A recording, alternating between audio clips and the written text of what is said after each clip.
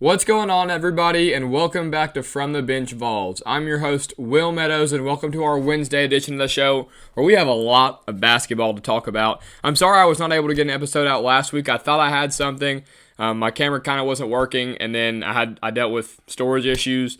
So then when I tried to get something going, it was in the middle of March Madness, and I didn't know if I want to push it back. So that's on me. I should have gotten an episode out, but I thought I had some. I didn't. Anyways, I apologize for that. But we're back. We're here on schedule. I thought I wasn't going to be able to get an episode out today because my power had been out all day long, which was very frustrating. But it ended up coming on here late in the night, so we're able to get an episode out.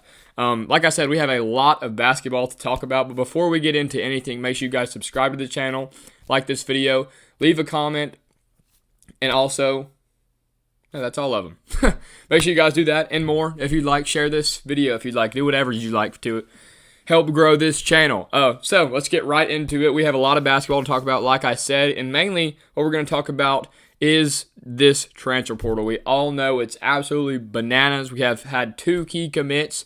We've got a recruit that we're still that's still up in the air. I'm not feeling too confident about it, but the number 4 ranked player in the country, Nate Ament, is still on the board, and the Vols are very much in contention for him. And then I'm also going to go over a little bit of a dream, not dream, because obviously the dream would be Cooper Flagg, Zach Edey, blah, blah, blah. You know what I mean? Like, the dream is the best players in the country, but the dream, like, realistic offseason for the Tennessee Volunteers, and what I hope that Rick Barnes and his staff can build this build this team to be going into next year. So obviously, I'm not even going to count this so-called like 5th year that might be able to get past. I don't think it's going to be passed, especially in time for Zakai and Jemai and all them. I hope it doesn't, as kind of harsh as that sounds, because I know how good Zakai Ziegler is. But he's had his sad goodbye.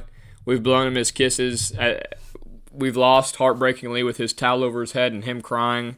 Just with everybody, like, it's kind of time to go. And I think that 5th year rule would ruin college basketball. So I really hope that it doesn't get passed. But we've had 2 key commits. Like I said, we've had Jaylen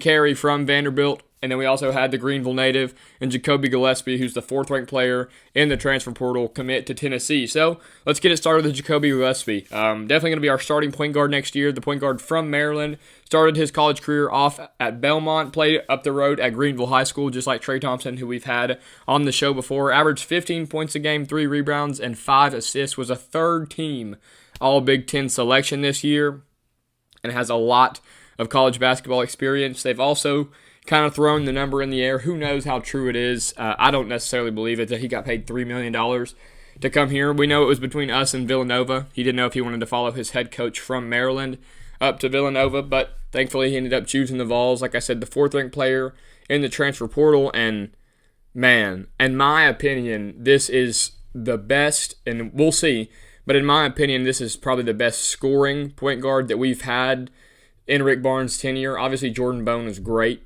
Zakai Ziegler is great. We've had a lot of good guards. Kennedy Chandler, Jaden Springer, but the best pure scorer of the basketball and consistent.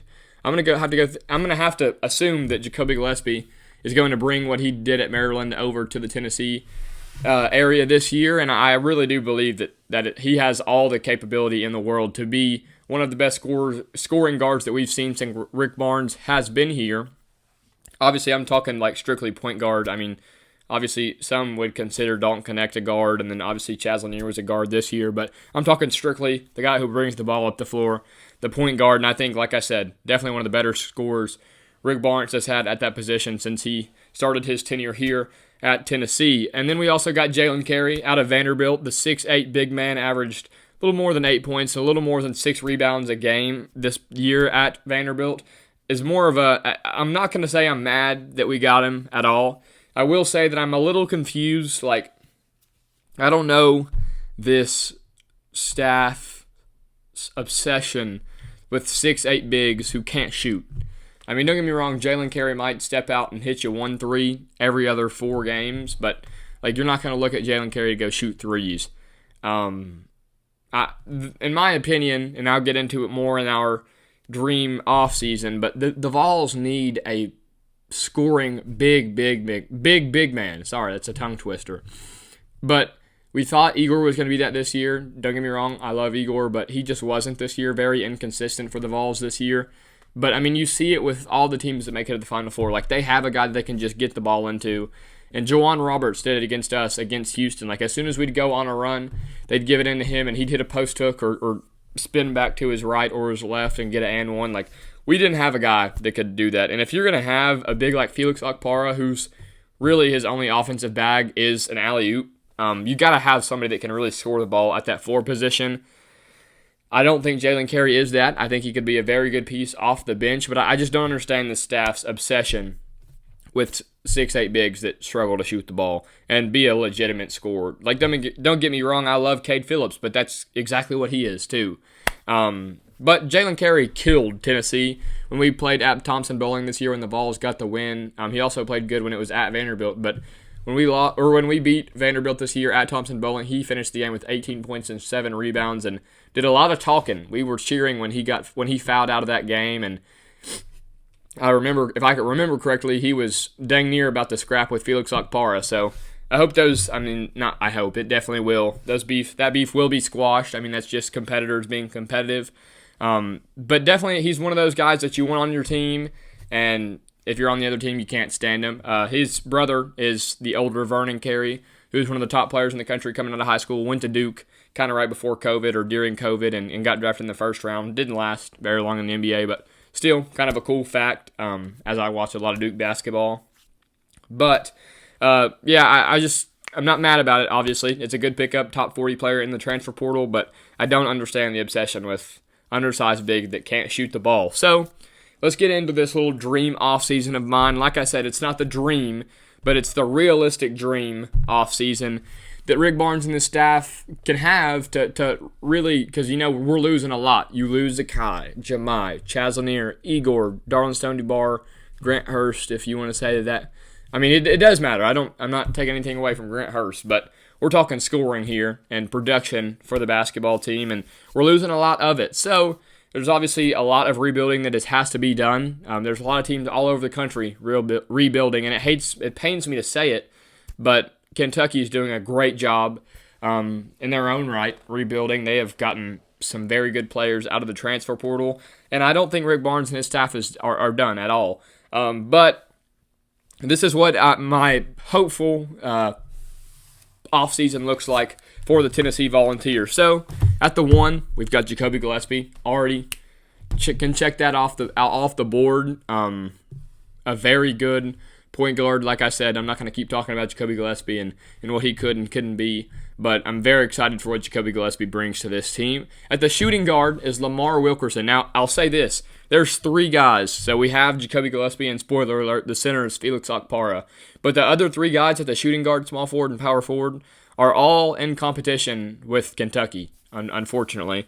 Some other guys, obviously some other places too as well, but Kentucky is a main contender in these guys' transfer portal destination. So at the shooting guard, I like Lamar Wilkerson. The shooting guard, 6'5", out of Sam Houston, averaged north of 20 points this year and passed that century mark of 100 threes made for the Sam Houston Cougars this year. And I really hope that, kind of just to fill that Chaz Lanier role. I love Chaz Lanier, don't get me wrong. Won the daggum Jerry West Award, by the way. Let's clap it up for Chaz Lanier. Was awarded the Jerry West Award, which is awarded to the nation's best shooting guard. So big congrats to him, first player in school history to win that award. So big congrats to Chaz Lanier. Had a great year coming from North Florida. But that's besides the point. I think Lamar Wilkerson is a very good replacement and just a reloading at that Chaz Lanier spot. Also has dreads, fun fact. But a 6'5" guy can shoot the eyes out of it and moves off the ball, I think, a little better than Chaz Lanier. Obviously, that we'll see if that translates to a next level. Obviously, Sam Houston and Tennessee are 2 totally different levels of physicality and defense and play and everything else. I mean, you guys get that. There's nothing to be explained about that. But I hope we can get Lamar Wilkerson. Like I said, one of the better shooters, but he's also, and talks with Kentucky and talks with a lot of schools, a very sought-after player in the transfer portal. And then at the small forward position, a little interesting spot here. Another guy who's in a lot of talks with Kentucky, but mainly Florida, being a Florida native, is Elijah Freeman, the 6'8" wing out of Florida, plays at LMU right up the road as well. One of the best D2 players, if not the best D2 player in the country, averaged over 18 points a game, shot dang near 50% from the three-point line, so long, arguably the best spot-up shooter in the transfer portal. And I think we need you're not gonna replace the defense that Tennessee team gave you last year. You can teach a lot. I think, in my opinion, you can teach defense a lot easier than you can teach offense. Like, if you can get guys to want it, like, defense is all a want thing. If you want it bad enough, you can be a good defender. I mean, we've seen that with Santiago Vescovi in years prior. Like, he was not the fastest guy, but he just wanted it on defense. And I'm not the biggest Santiago Vescovi fan, but he wanted it on defense and was a very good on-ball and off-ball defender for the Tennessee Volunteers in his time here. Very long time here is what it felt like. But Elijah Freeman, it's hard to teach scoring like he has. It's hard to teach the length that he has.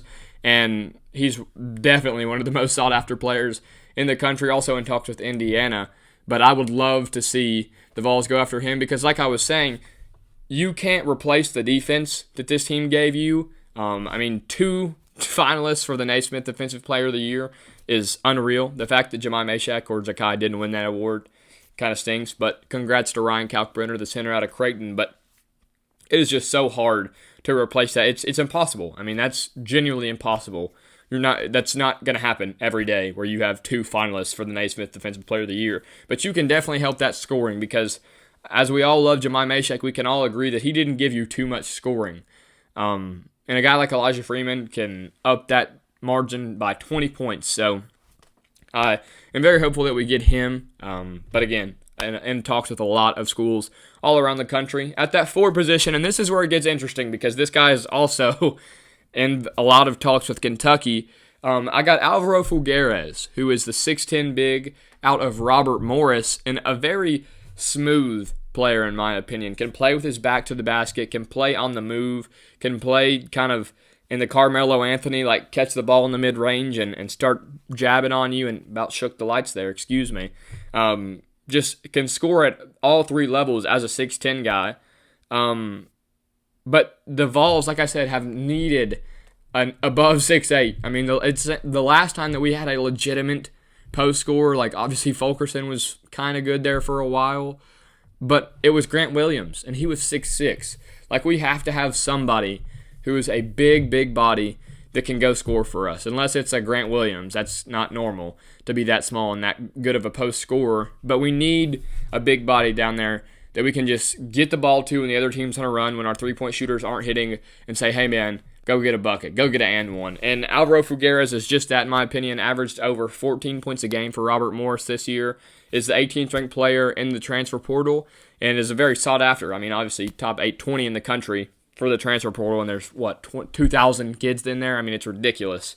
But a very sought-after player, and I really hope that Rick Barnes can go get him. A guy that I think Rick Barnes really likes because he's so versatile on the defensive end as well. He may not be the best defender as of yet, but he has that switch ability and being able to hedge the ball screen and get back to your man ability. And Igor Milicic was pretty good at that. Not that Igor Milicic jumped off the board as a great defender, but he was just a versatile defender for the Vols last year, and I really think that that's something Rick Barnes could see in him. And then at the center, you round it out with Felix Okpara, and that's your starting 5. And you may be wondering, where is this person, where is that person? And the main one you may be wondering is Nate Ament, the number 4 ranked player in the country. The Tennessee has a lot of ability to get. Sorry, I'm kind of at a loss for words there. But Nate Ament, one of the top players in the country, and Tennessee fans believe that we can get him. In my opinion, I'm not too confident in it. It's between us, Arkansas, Duke, Louisville, Kentucky, and I want to say one more team. And he was supposed to commit on April 1st. Well, and Arkansas was not in his top 5 originally. And then he was originally supposed to commit during the McDonald's All-American game on April 1st and pushed it back, which makes me think that Arkansas is making a heavy push at him because they've kind of come out of nowhere. He took a visit to them not too long ago, and I'm going to assume that he liked it if he was not ready by his thought of date. But On3 gives us the second best odds to land him, and I just don't think so. But again, I hope that we can form a better team than I'm saying. I hope that we can form the best team in the country, but I'd love if Rick Barnes can pull that off, but I'm just not too confident in that. So then you head to the bench, and the bench is a little... There's one guy that I'm very questionable about, another guy that I'm kind of questionable about, and then one guy that I'm going to have to pick up in this transfer portal. So I'll start with the guy that I think we could pick up in the transfer portal, and that is 6'5" combo guard Donovan Atwell out of UNC Greensboro. A lefty, can score at all three levels, and I think that's where you kind of hope to replace Jordan Gainey's scoring ability, because he was a sixth starter, man. Like, you can't make up. I mean, Rick Barnes had it perfect. Like, if you're going to have a guy like Jemai Mashak, who's a guard who's not going to score for you that much, but he's that good at defense, like, you had to have somebody come off the bench like Jordan Gainey, who's going to give you 20 on any night to kind of offset that drop-off of scoring at that guard position. But I think that Rick Barnes is going to go out and try and get a guy that can really score it off the bench, because it proved to help us so much when a guy like Chaz Lanier would come out of the game. Like 2 years ago when we had that man right there, Dalton Connect, when he would come out of the game, we looked clueless. And even without Chaz Lanier in the game this year, like, we still looked like we had a good chance to score a lot of points with Jordan Gainey running the 1, 2, or 3. So I think that Donovan Atwell is definitely a guy that they could go after. Would be a senior this year, averaged over 13 points a game, but is a smooth player, gets to the rack pretty well, and has a pretty lefty jumper. And I really think that Tennessee could go after him to be that sixth starter in a sense, and a guy that we could really have come off the bench and give us some valuable minutes in scoring. So, also, our point guard kind of competition, I guess you say, off the bench or other guard position is Amari Evans, your top 60 recruit, reigning, defending, if you want to say, OTE Defensive Player of the Year back-to-back. So that right there makes you think, oh, wow, he'll flourish in a Rick Barnes system, which I definitely think so. He does not look like a senior in high school. And because look at me, man, I'm a senior in high school. As I say that, I mean, I wouldn't like to think that I'm some demanding figure that people are going to be scared of. Amari Evans is one of those guys. He is rock solid. That man is huge. 6'4", 6'5" frame, looks like a linebacker. And he looks like somebody that's going to flourish in a Rick Barnes system, in my opinion, day one. As we haven't seen a ton of guys get big day ones, because a lot of guys have been kind of underperforming as freshmen since we've had really Kennedy Chandler, unless I'm just missing.